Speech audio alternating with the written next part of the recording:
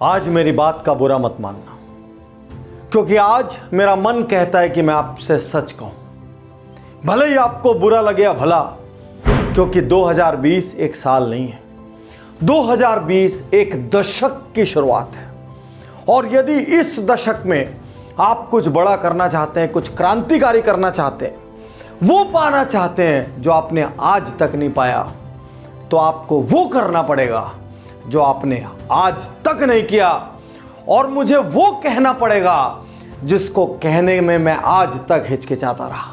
साथियों, सालों से योजनाबद्ध तरीके से हमारे दिमाग में कुछ धारणाएं ठोक दी गई। यहां तक कि अपने स्कूल के जमाने में मैं भी उन धारणाओं का शिकार हो गया था और अपने आप को औसत मानने लग गया था। मैं नहीं जानता उन धारणाओं को हमारे दिमाग में डालने की योजना किसने बनाई, लेकिन जिसने भी बनाई वो चाहता था कि हर गरीब गरीब बना रहे। वो चाहता था कि दुनिया में लोग बड़े सपने ना देखें। वो चाहता था कि दुनिया में सिर्फ कुछ लोग बड़े बने और बाकी सब औसत बने रहे। आज मैं जो धारणा आपसे कहने जा रहा हूं, हमारे रोम रोम में, नस नस में बस गई है। कुछ समाज ने भरा, कुछ टीचरों ने भरा, कुछ परिवार ने भरा, कुछ यारों ने भरा, और सब ने मिलके हमको औसत बना दिया। जितनी चादर है उतनी पैर फैलाओ, यह धारणा हमको रिस्क लेने से रोकती रही। इस धारणा ने हमको डरा दिया। हर कोई कहता है जितनी चादर है उतना फैलाओ, सोच समझ कर करो। अरे क्या सोचे, यदि चादर के जितना ही पैर फैलाना होता तो ऊपर वाला यहां पे हमको एमआरपी छाप के भेजता। एक भी कमाल नहीं होता दुनिया में। 16 साल की उम्र में ग्रेटा थंबर्ग पर्यावरण का आंदोलन करके दुनिया को हिला सकती है। 16 साल की मलाला नोबेल पुरस्कार पा सकती है।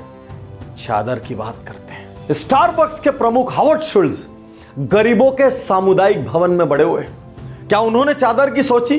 फॉरएवर 21 800 से ज्यादा स्टोरों की श्रृंखला, उसके मालिक डो वैन चैंग एक दिन में 3 काम करते थे। एक बिल्डिंग की चौकीदारी करते थे, एक गैस स्टेशन में अटेंडेंट का काम करते थे, और बचे हुए समय में एक कॉफी हाउस में वेटर का काम करते थे। उन्होंने 800 स्टोर खड़े किए। क्या उन्होंने चादर की सोची? रेबन और ओकली, जिसके हम चश्मे लगाते हैं, उसके फाउंडर लियोनार्डो डेल वेशियो एक गरीब घर में पैदा हुए थे और अनाथ की तरह उन्होंने जिंदगी बसर की। 23 साल की उम्र में पहरी मोल्डिंग की दुकान खोली। क्या उन्होंने चादर की सोची? भारत के ओलंपिक मेडलिस्ट सुशील कुमार एक बस कंडक्टर के घर गरीबी में पैदा हुए थे और उनकी कुश्ती की प्रैक्टिस के लिए बाकी लोगों को करियर की कुर्बानी देनी पड़ी। और खुद रजनीकांत एक बस कंडक्टर थे। क्या बात करते हैं चादर की। हमें यह क्यों नहीं सिखाया गया, बड़े सपने लो, रिस्क लो, आगे बढ़ो, अरे असफल हो क्या फर्क पड़ता है। हमारे दिमाग में असफलता का भय भर दिया गया, इसीलिए चादर चादर चादर नजर आने लग गई। आज यहां मैं आपसे कहना चाहता हूं, अगले 10 साल के लिए सबसे बड़ा सपना देखिए। हर वो व्यक्ति जिसने यहां पे औसत होने का आपको ठप्पा लगाया है, आज के बाद उसको इग्नोर करना स्टार्ट कीजिए, उसकी बात को नजरअंदाज कीजिए। कितनी बार किसी के कहने पे आपने कई काम छोड़ दिया, आपका मन कर रहा था कि मैं वो करूं, उस वक्त कोई आपको हिम्मत देता तो आप शायद कर लेते, लेकिन कुछ लोगों ने आपको डरा दिया, कुछ लोगों ने आपको बहुत सारी बाधाएं बता दी, कुछ लोगों ने बहुत सारे चैलेंजेस बता दिए, कुछ लोगों ने आपको ऐसे ऐसे नाम बता दिए जो वही करते हुए असफल हुए और आप घबरा गए।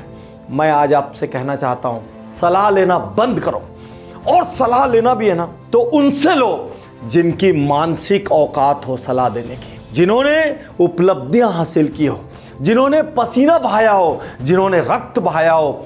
ऐसे लोगों से जिन्होंने संघर्ष किए हो, उनसे सलाह लो। औसत आदमी से सलाह लेके अपने बड़े सपनों का मर्डर मत करो। यदि इस दशक में कुछ बड़ा करना है तो यहां ठान लो कि मैं जब भी सुनूंगा किसी अचीवर की सुनूंगा, या उसकी सुनूंगा जिसने जान लगा के ट्राई किया हो।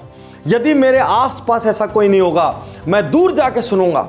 यदि तब भी मुझे कोई ना मिले तो मैं ऐसे लोगों को पुस्तकों में पढ़ूंगा। कोई ना मिले, वीडियो में मेरे साथ पूरा पूरा दिन बिता देना, लेकिन इस दशक को औसत लोगों से सलाह मशवरा करके खत्म मत करना। जिनको मेरी बातें बुरी लगी, मैं आपसे माफी चाहता हूं। मेरा इरादा नहीं है आपका दिल दुखाने का, लेकिन मैं जानता हूं बड़े से बड़ा बारूद का ट्रक भी अपने आप फूटने की औकात नहीं रखता। उसको भी बाहर से एक चिंगारी चाहिए होती है। और मैं 2020 में अपने लाखों करोड़ों प्रशंसकों की वो चिंगारी बनना चाहता हूं जिससे उनके भीतर विस्फोट हो जाए और वो इस दशक में ऐसा काम करें कि उनको अपने पैदा होने पर गर्व हो, उनके माँ बाप को उनके पैदा होने पर गर्व हो और उनके शहर और समाज को उनके जैसी हस्ती के अपने बीच में होने पर गर्व हो। आज ये वीडियो देखने के बाद एकांत में चले जाना, एक बार नहीं, 2 बार नहीं, 10 बार सुनना और अपने आप से पूछना मुझसे क्या गलती हो रही है और क्या वाकई में मैं बड़ा बनना चाहता हूं, क्या वाकई में मैं कुछ पाना चाहता हूं, क्या वाकई में मैं भीड़ की तरह मरना चाहता हूं या कुछ खास हासिल करके इस दुनिया से जाना चाहता हूं। मैं आज भगवान से प्रार्थना करता हूं कि मेरे लाखों करोड़ों प्रशंसकों को ऐसी हिम्मत देना कि 2020 उनके जीवन का सबसे बड़ा साल बने और ये दशक उनके जीवन का सबसे बड़ा दशक बने। मैं तैयार हूँ, मैं तैयार